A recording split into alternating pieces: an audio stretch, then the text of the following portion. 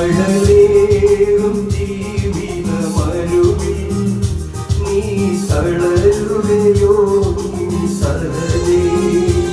അഴലേറും ജീവിതമരുവിൽ നീ തളരുകയോ സഹജേ.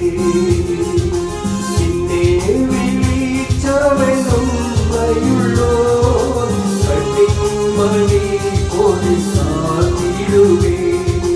അന്ത്യം വരെ വഴുതാതെയവൻ താങ്ങി നടത്തിയും പൊൻകരത്താൽ.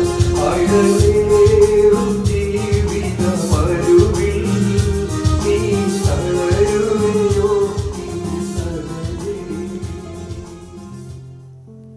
ദൈവനാമത്തിന് മഹത്വമുണ്ടാകട്ടെ. ഇന്നത്തെ പ്രഭാത ധ്യാനത്തിനായി 40-ാം സങ്കീർത്തനം 6-ാം വാക്യം. ഹനനയാഗവും ഭോജനയാഗവും നീ ഇച്ഛിച്ചില്ല, നീ ചെവികളെ എനിക്ക് തുളച്ചിരിക്കുന്നു. ഹോമയാഗവും പാപയാഗവും നീ ചോദിച്ചില്ല. ദൈവം യാഗങ്ങളും വഴിപാടുകളും ആവശ്യപ്പെടുന്നില്ല. അതിനു പകരം തൻ്റെ ഇഷ്ടം കേൾക്കാൻ സങ്കീർത്തകൻ്റെ ചെവി തുറന്നു കൊടുക്കുന്നു. ആചാരപരമായ വഴിപാടുകളേക്കാൾ ഹൃദയത്തിൽ നിന്ന് ദൈവത്തിൻ്റെ വചനം അനുസരിക്കുവാനുള്ള ആഗ്രഹത്തിന് ഈ വാക്യം ഊന്നൽ നൽകുന്നു.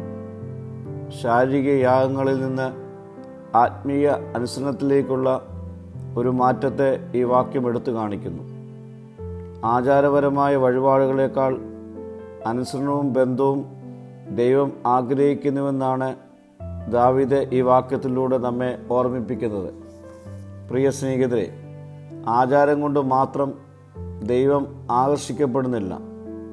അനുസരണയില്ലാത്ത യാഗങ്ങൾ ശൂന്യമാണ്. തന്നെ ശ്രദ്ധിക്കുകയും ഹൃദയത്തിൽ നിന്ന് അനുസരിക്കുകയും ചെയ്യുന്ന മനസ്സുള്ള ദാസനെയാണ് ദൈവം ആഗ്രഹിക്കുന്നത്.